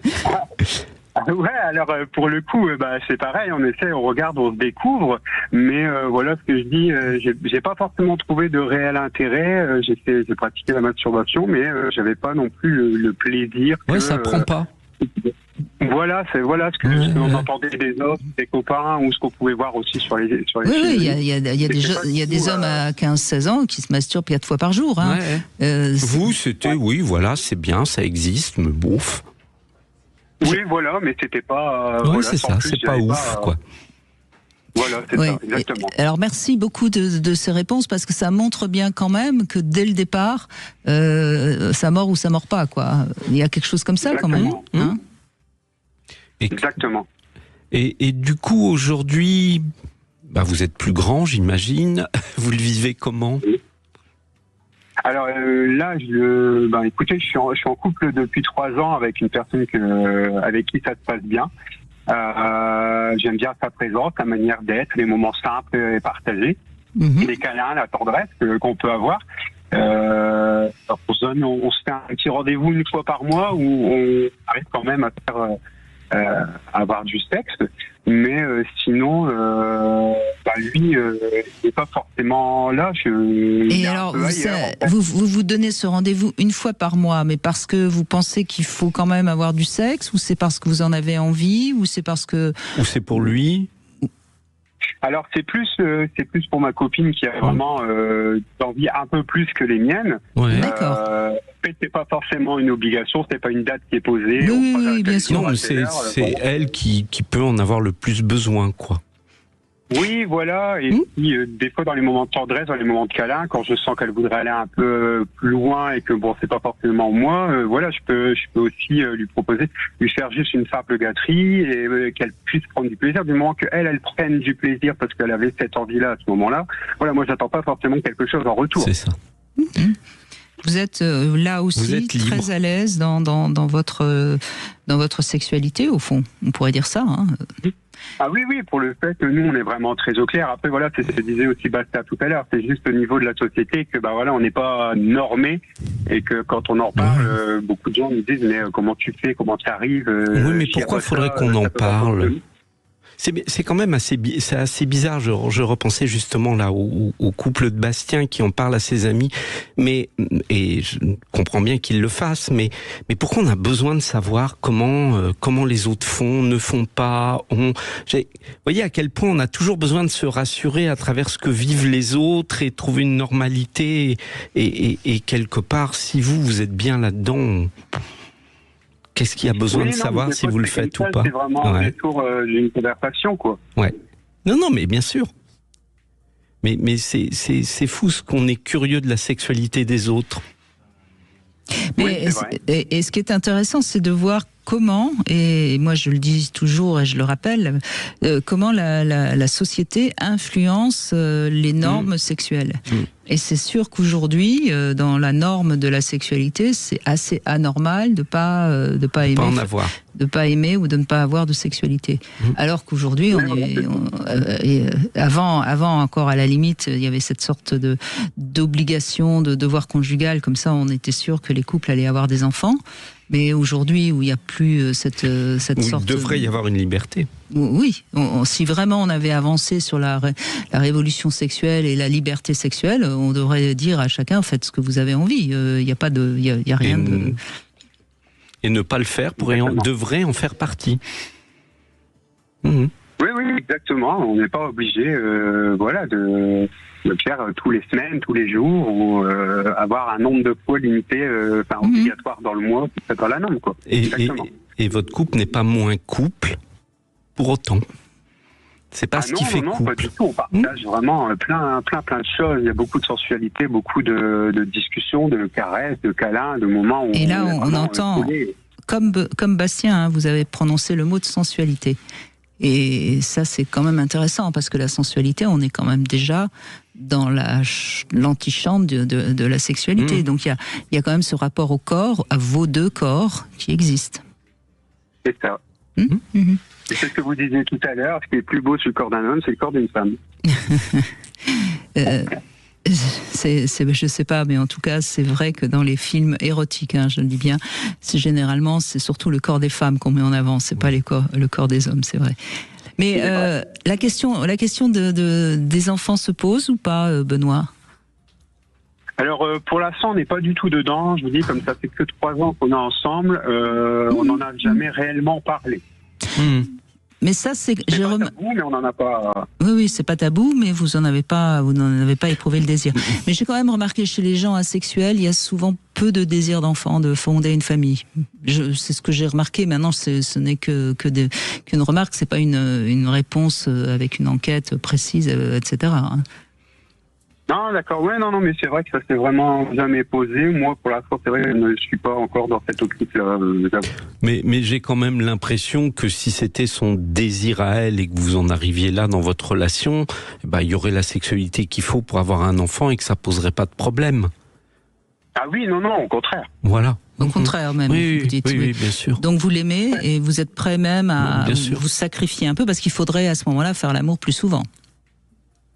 Oui, c'est pas forcément un sacrifice, mais oui, c'est pour... non, mais je veux dire... C'est pour l'autre. D'avoir un enfant... Oui. Voilà. Vous seriez prêt à accepter d'avoir des rapports sexuels plus fréquemment, parce que sinon, une fois par mois, vous risquez d'attendre longtemps. Hein. Oui, voilà, ça risque de réduire un peu le temps. Non, mais après, bien sûr, il peut y avoir l'accident, mais en principe, quand on veut un enfant, il faut faire l'amour très très souvent, tous les 3 jours, il paraît. D'accord. Ça serait possible ? Oui, ce n'est pas non plus une fatalité. Le but en vaudrait la peine. Exactement. Je crois que c'est vraiment ça, c'est cette liberté que vous prenez vis-à-vis de votre sexualité, de ne pas en faire une priorité. La priorité, c'est pas d'avoir du sexe, mais si on a envie d'avoir un enfant, s'il y a le besoin de la partenaire, c'est pas un problème d'en avoir. Et alors, autre question, Benoît, je profite, parce qu'on n'a pas souvent des personnes. Imaginons que votre femme, donc tout d'un coup, elle ait une sorte de réveil de sa libido et que tout d'un coup, elle ait envie de faire l'amour tous les 2 jours. Est-ce que vous pourriez rester avec elle ou est-ce que ça serait très compliqué ? Alors, ça ne m'est jamais arrivé, je vous avoue, je ne sais pas. Je pense qu'il faudrait qu'on en discute quand même pas mal avant. Je ne sais pas si j'arriverai à assumer tous les 2 jours ou tous les 3 jours, avoir quand même cette relation. Il n'y a que donner du plaisir ou lui donner du plaisir, oui, mais de là avoir l'acte sexuel tous les 3 jours, je ne sais pas si, même physiologiquement, s'il y arrive. C'est intéressant parce que vous lui donnez du plaisir, oui, mais... Non, mais j'aime bien votre témoignage parce que voilà, c'est-à-dire que vous savez pas quoi. En gros, la situation se présente pas, c'est pas prédéfini à l'avance. Et je pense qu'on est plus proche de la vérité quand on sait pas à l'avance, quand on accepte que les choses peuvent être différentes. Et puis, j'ai posé cette question à une auditrice tout à l'heure, je vous la pose à vous. Est-ce que si justement, alors on est dans des hypothèses, vraiment, cette libido était très forte, est-ce que vous l'autoriseriez au nom de cette libido à pouvoir avoir une sexualité avec d'autres hommes et je dis bien sexualité et pas relation, relation plus importante, ou est-ce que ça serait compliqué ? Ah non, ça serait vraiment compliqué pour moi. D'accord. Je ne pense pas être assez ouvert à ce genre de... Eh bien, très bien. Pour moi. Très bien. En tout cas, ce qui est intéressant, Benoît, depuis 14 heures pratiquement, on a entendu des gens qui ont réfléchi à la question comme s'il fallait être un peu moins sexué pour réfléchir à la question du sexe. Et peut-être que le sexe, ça veut dire quand on est très sexe, que c'est peut-être parce que on se jette là-dessus, on se jette là-dessus pour éviter de réfléchir à autre chose. Bon, ce n'est qu'une impression que je donne comme ça, parce que vous savez comment je suis capable de dire des choses qui parfois sont peut-être pas tout à fait justes, mais ça me vient, alors je le donne. Merci beaucoup Benoît. Merci Benoît. On va se retrouver dans un instant avec le sexo-conseil, mieux connaître son vagin, et puis on a Alexandre qui appelle, qui n'a pas du tout de désir sexuel et qui a envie de témoigner à son tour. Ça c'est quand même intéressant, parce que ça voudrait dire peut-être en effet qu'il y a une sorte de rejet de la sexualité, de cette surenchère. Ouais, de cette surenchère. C'est vraiment intéressant parce qu'on sait à quel point dans une société, quand ça va trop dans un sens, il y a toujours un retour, un équilibre. Et ça, cette émission en plus, cette surenchère peut s'entendre. Donc, mais bien sûr, c'est important. Allez, une petite pause, on se retrouve tout de suite. Sud Radio. Sud Radio. Sud Radio. Sexo Conseil. Alors, c'est un sexo-conseil qui s'adresse évidemment aux femmes, qu'on comprenne bien le propos de ce sexo-conseil, Philippe Arlin. C'est vrai qu'il y a peu de femmes qui osent s'aventurer à explorer le vagin, et c'est un peu dommage parce que c'est quand même une manière c'est un peu comme quand on va dans un pays, si on connaît pas un peu la géographie, on peut s'y perdre en tout cas. Et puis c'est donc important parce que mieux connaître son vagin, ça permet d'avoir plus de plaisir. C'est vraiment important. On sait que quand le cerveau visualise une partie de son corps, les sensations au moment où on touche cette partie de son corps sont donc c'est vraiment ça a été prouvé par les neurosciences, donc c'est vraiment important. Alors voilà quelques petits conseils que je peux donner. Déjà il faudrait arriver à se regarder, et pour se regarder il faut s'accroupir avec un miroir entre les jambes, sinon on peut pas voir son sexe, à moins d'être très équilibriste et pouvoir face à un miroir prendre des positions renversées. Donc déjà, regarder, écarter les grandes lèvres pour pouvoir découvrir aussi la vulve, le clitoris, etc., etc. Et ensuite, deuxième tâche, il faut apprendre à introduire un doigt qui serait bien lubrifié de préférence et l'enfoncer tout doucement pour bien sentir et sentir surtout les pressions que peuvent exercer le vagin lorsqu'il se contracte grâce aux muscles périnéaux. Et ça montre bien toute cette tonicité qu'on peut avoir en tant que femme. On se contracte, le vagin se referme, on se détend, on se relâche et le vagin s'ouvre. Donc ça, c'est vraiment des choses qui sont intéressantes à prendre conscience, à érotiser même, j'ai envie de dire. Ensuite, c'est important aussi de se rendre compte que c'est un lieu qui est humide, qui bouge, qui s'ouvre, qui se referme. J'irais jusqu'à dire qu'il faut apprécier son odeur, son goût, parce que c'est pas du tout des goûts, des odeurs désagréables. Ça, c'est encore une fois dans des idées reçues depuis très longtemps, et il est temps de les mettre à la poubelle. Avec un petit objet parfois aussi, on peut voir ce qui se passe, mais moi j'aime mieux l'idée d'y aller avec ses propres doigts, et voilà. Et ce que je trouve très intéressant justement, si une femme essaye et qu'elle ressent des choses, eh bien qu'elle aille dans ses ressentis, si elle est un peu inhibée, si elle a peur, si elle se sent excitée, qu'importe, mais qu'elle aille aussi explorer ses ressentis. Alors oui, c'est extrêmement important. Et là, par rapport à l'objet, je pense que si c'est utilisable, c'est dans un deuxième temps. Mais dans le premier temps, c'est important que ça soit un rapport de corps à corps, que ça soit ses propres doigts, que ça soit son regard, etc. Après, l'objet peut permettre d'explorer les ressentis. Et là, on n'a plus besoin de regarder, mais on n'est plus sur la même chose. D'abord, on découvre, et après, on exploite. C'est un peu ça. C'est-à-dire, une fois qu'on a défini la carte, on va à certains endroits pour faire certaines choses. Donc là, l'objet peut être très utile. Mais dans un premier temps, il faut prendre le temps d'apprivoiser Alors pour celles qui vraiment n'osent pas, maintenant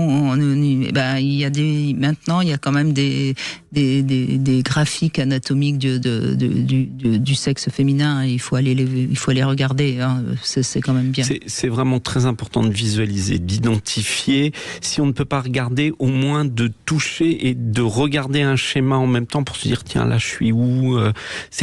Voilà, il faut s'approprier le schéma de son sexe. Tant qu'on ne se l'approprie pas, on ne va pas pouvoir s'approprier les sensations qui viennent de cette zone. Exactement.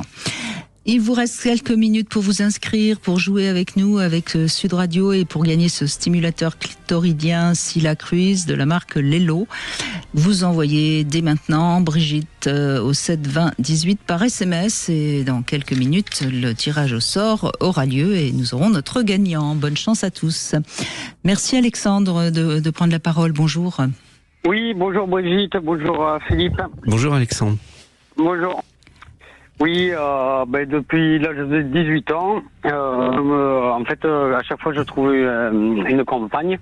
Au début, ça se passe, on va dire, j'arrive à le faire, et après j'ai des gros problèmes, j'ai plus d'envie en fait. Et pas à chaque fois, parce que même je les trouve belles et tout ça, même des fois j'ai eu des pannes, impossible, j'ai pas pu, maintenant ça me fait peur d'avoir une femme et tout ça. Alors, j'ai peur de... on va préciser, hein, parce que j'entends bien, vous avez eu des pannes, mais vous avez eu des pannes parce que vous n'aviez pas envie, on est bien d'accord? Oui, c'est ça, oui. Hein, parce que c'est important. Si vous n'avez pas de désir, ça n'a jamais été chouette. Mais j'avais des désirs. J'avais envie de le faire et j'arrivais pas en fait, pas du tout. Mais voyez. C'est comme ça, j'ai perdu ma dernière ex là il y a 6 mois de ça. Ça faisait 5 ans que j'étais avec elle. Au début, on le faisait presque tous les jours. Et plus ça allait. Là, les derniers mois, j'arrivais plus. C'était même une fois tous les 15 jours que je le faisais. Et c'est comme ça que j'ai perdu mon ex. Elle me disait, je voulais au moins 2 fois dans la semaine, au moins une fois dans la semaine et une fois le week-end. Mais vous dites, j'avais envie de le faire et je sens bien que déjà c'était presque une obligation. C'est-à-dire que vous disiez qu'il fallait que ça passe par là.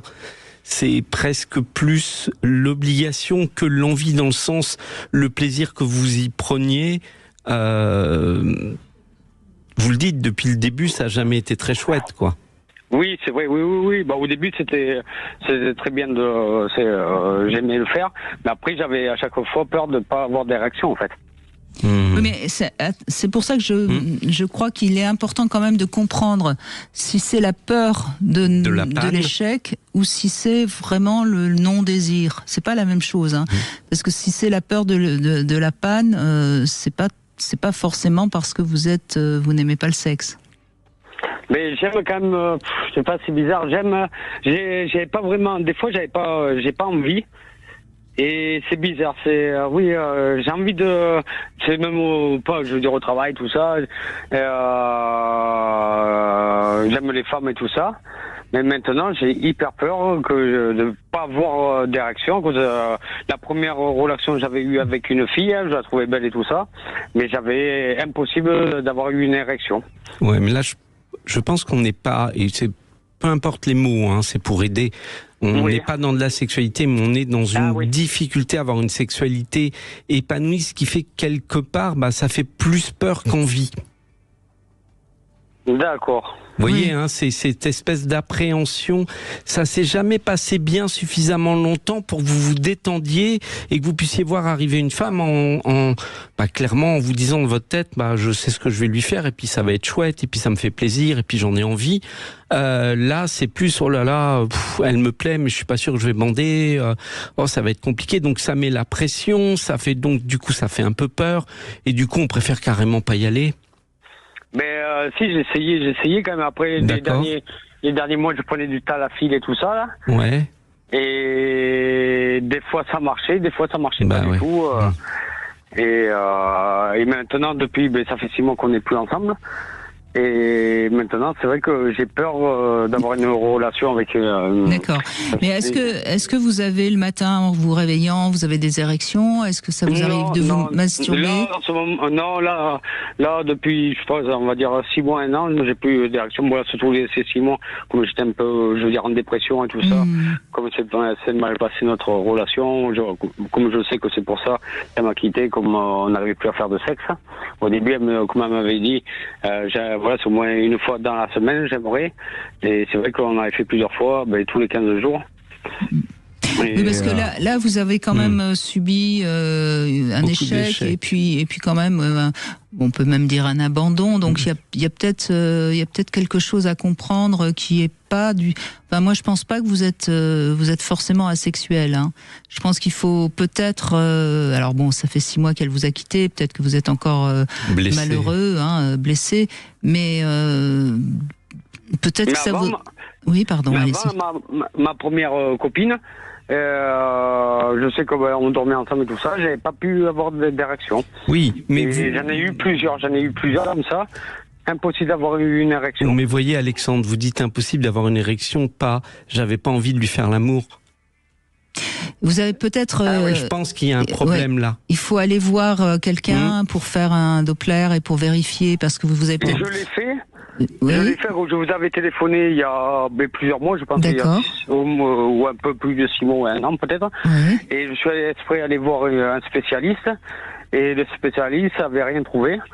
Donc il a fait faire un Doppler pour vérifier qu'il n'y ait pas des fuites veineuses, des choses comme ça. Oui, voilà, la fuite veineuse, il avait touché mon sexe et tout ça. Il m'a dit non, vous avez rien de... Il me dit... Il n'y a rien sur le plan anatomique qui colle pas. Donc ça fonctionne. Voilà. Ça relève du sexologue et plus de l'urologue. Et même maintenant, je pense qu'il faudrait voir avec un... Parce que là, il y a un problème... Qui vous bloque, c'est votre tête, votre ennemi, là. Visiblement, c'est elle qui vous empêche qui empêche votre corps. En gros, Alexandre, la peur de ne pas avoir d'érection provoque la panne. Ouais, mais à l'époque, quand j'étais, la première fois quand j'avais pas 16 ans, je pensais pas à ça, d'avoir peur et tout ça. Et c'est vrai que ça... Depuis, oui, ça fait peur. Oui, mais vous savez, peut y avoir plein de raisons pour que, au début de notre sexualité, ça soit pas terrible. Des fois, ça vient trop vite, des fois, ça vient pas, des fois, ça bande pas. Enfin, on n'est pas les champions la première fois. Le problème, c'est que si cette première fois, elle nous marque et que derrière, il n'y a pas plein d'expériences qui contredisent l'échec, on peut construire comme ça un sentiment de ça fonctionne pas. Donc c'est peut-être tout ça qu'il faudrait arriver à réfléchir avec un sexothérapeute, de façon à comprendre comment, malgré tout, ça peut se construire et comment vous pourriez en sortir et trouver des solutions pour retrouver une sexualité qui vous convienne. D'accord. Parce que franchement, je pense que vous êtes capable de retrouver du désir et des érections, mais il faut aller chercher, il faut aller défaire un nœud qui s'est installé chez vous. D'accord, oui, c'est vrai que les derniers temps, c'est vrai que même quand on voulait coucher ensemble, je prenais plus de désir, tout ça avec mon ex. Et c'est vrai, plus ça allait, c'est comme mon avant-dernière ex. Au début, ça se passe très très bien. Et en fait, d'affilée, après, c'est les premiers mois, c'est super bien. Et après, j'ai plus trop envie de faire. Non, mais il faudrait en parler. Il faut en parler parce qu'à mon avis, il y a une peur. Il y a une peur des femmes qui est quelque chose qui est chez vous, qui met un petit peu du brouillard là-dessus. Et je pense qu'il faut vraiment aller en parler avec un sexothérapeute. Un sexothérapeute, on a bien dit, pas un psy. Pas un psy et pas un urologue, parce que là, je pense qu'il n'y a pas de problème physiologique puisque vous avez déjà fait les examens. D'accord. Merci Alexandre, merci beaucoup. Merci Alexandre. On va faire une petite pause et il sera déjà temps de conclure sur cette émission où on a dit beaucoup de choses, comme quoi la sexualité c'est quand même terriblement complexe.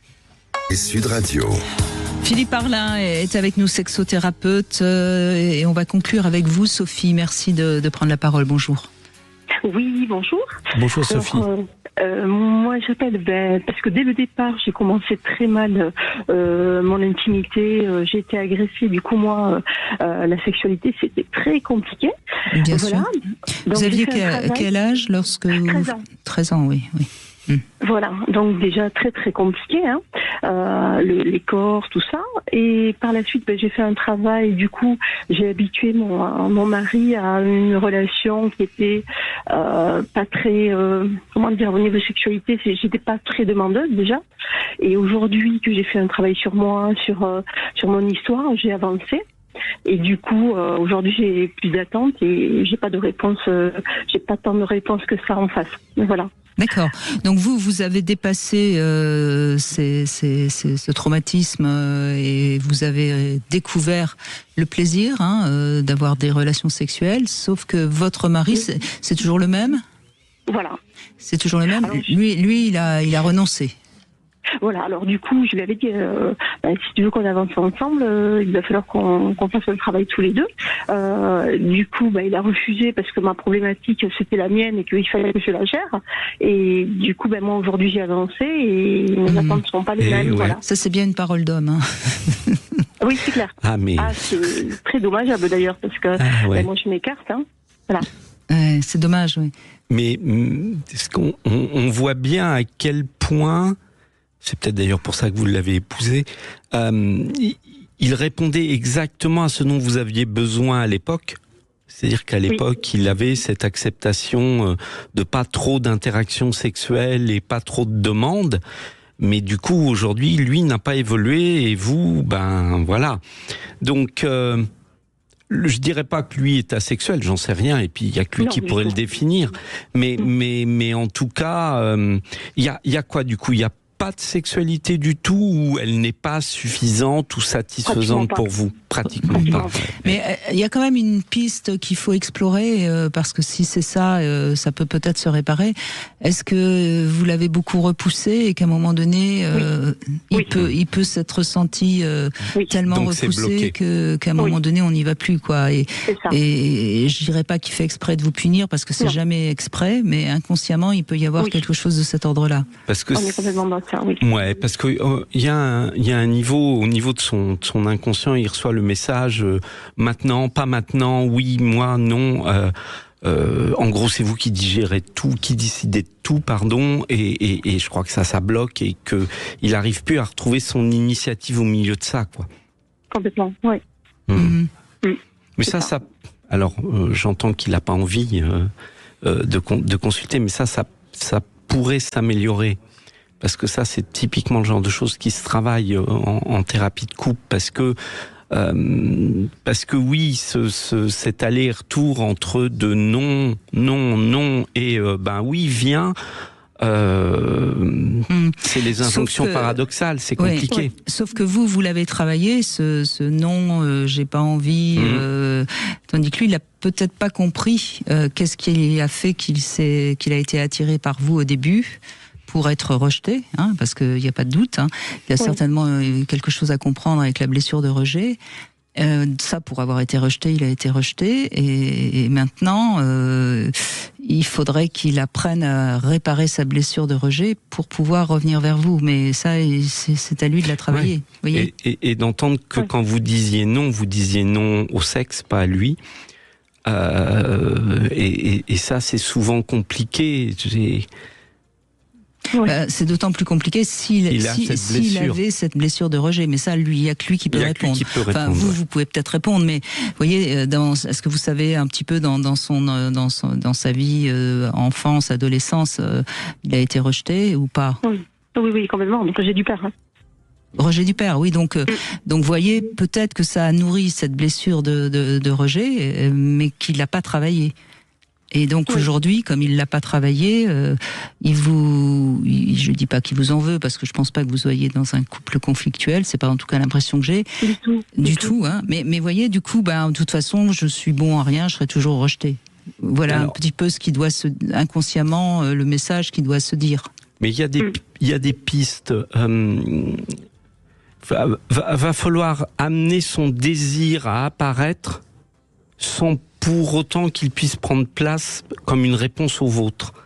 Alors, je suis pas clair, mais en gros, il y a plein de petites techniques qui peuvent l'amener, lui, à avoir envie, des caresses, des massages, différentes choses où vous ne parlez pas de vous ne parlez pas de votre désir, vous ne parlez même pas de désir ou de sexualité, mais vous allez essayer d'interagir avec lui autrement, peut-être de manière plus sensuelle, pour que son plaisir, lui, prenne le dessus et que du coup, il ait envie et que dans ces cas-là, ça soit lui qui prenne l'initiative.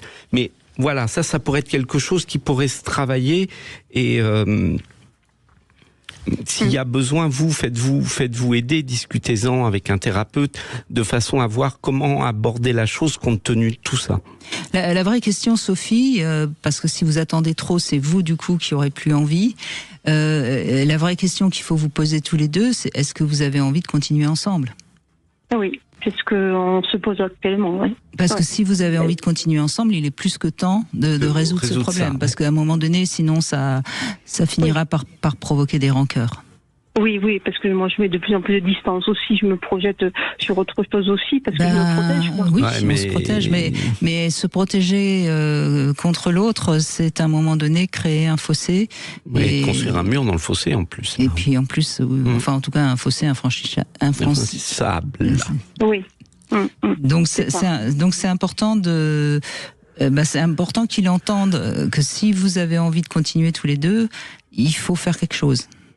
Oui, ce que je lui ai dit, fais-toi aider, dans un couple on est deux, donc on avance à deux, quoi. Ouais, mais alors, si je puis me permettre, ne lui dites pas fais-toi aider.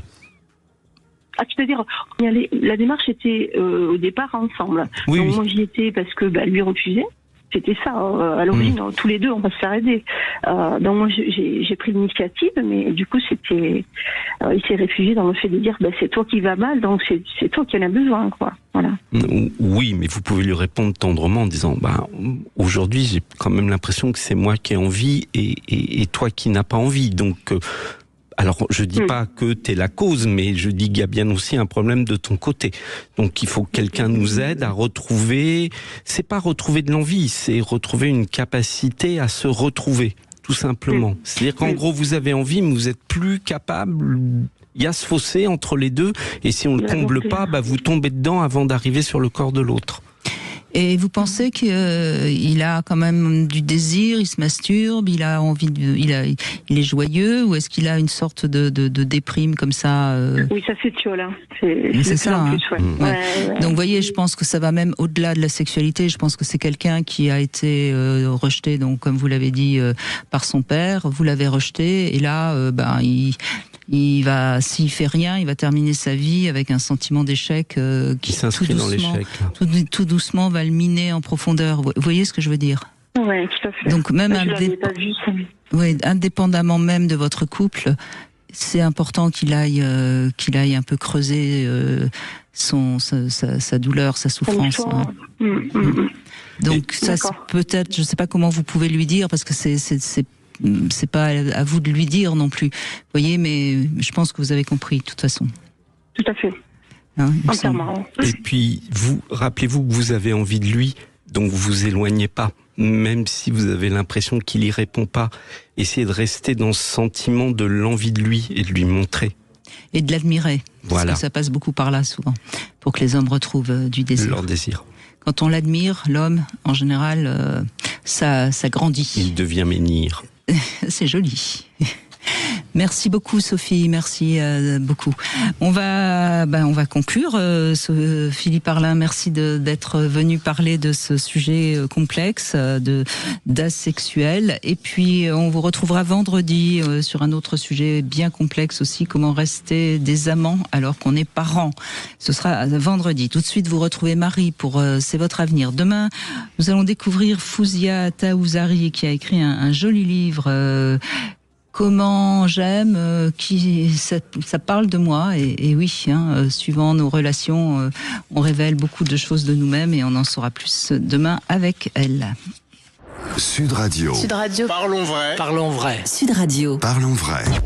Sud Radio, c'est le seul espace de liberté pour dire tout ce que vous pensez. Ça fait 30 ans que j'enseigne, j'ai jamais vu ça. J'ai vu un harceleur harceler un autre gamin de 5e. C'est le harcelé qui a été mis dehors parce que, étant donné qu'il a été poussé loin, le harcelé a mis une patate à l'autre garçon. Hop, c'est le harcelé qui a été mis dehors. On a une éducation qui est à volo, une autorité qui est à volo. On a quand même eu aussi des enseignants assassinés. Enfin, ça devrait quand même interpeller. Appelez le 0826 300 300, c'est votre ligne directe pour passer à l'antenne. Sud Radio, parlons vrai. Alors, t'as mis combien de couches aujourd'hui? Une de plus qu'hier. J'ai trouvé une super polaire à moins 70% sur Zalando. Ok, t'es la reine de la superposition en fait. Je préfère le terme architecte thermique. Du 27 janvier au 3 février, trouvez toutes les pièces pour réchauffer votre hiver. Maintenant, jusqu'à moins 70% sur Zalando. Un ciel bleu, un parasol rouge, une serviette jaune, une balade dans une crique, une sieste à l'ombre, un seau et sa pelle, un bikini dans le vent, un livre sur la plage, un sentiment que le vent s'arrête. Une question.